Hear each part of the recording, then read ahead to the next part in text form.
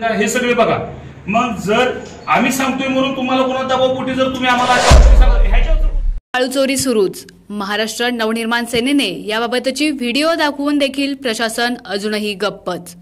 प्रशासनावर कोणाचा दबाव पाहूयात सविस्तर बातमी। महाराष्ट्र नवनिर्माण सेनेचे जिल्हाध्यक्ष धैर्यशील पाटील यांनी राडंद तलावातील माती उपसा करणाऱ्यांची दहशत मोडीत वाळू चोरीचा पर्दाफाश करूनही प्रशासनाने अजून कोणतीच कारवाई केली नसल्याने आश्चर्य व्यक्त होते।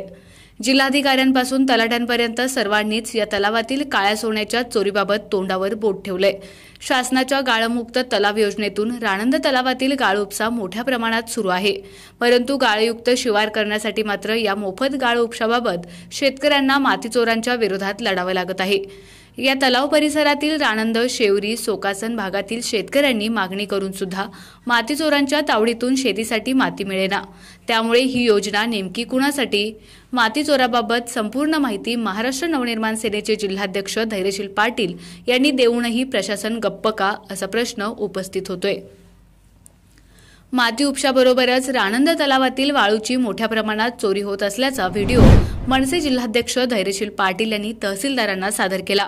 मात्र सध्या या तलावातील सर्व उपसा बंद असल्याचं सांगत प्रशासनाने हात झटकले आहेत, परंतु प्रत्यक्षात मात्र रात्रीच्या वेळी वाळूची मोठ्या प्रमाणात चोरी सुरूच असल्याचं पाहायला मिळतंय।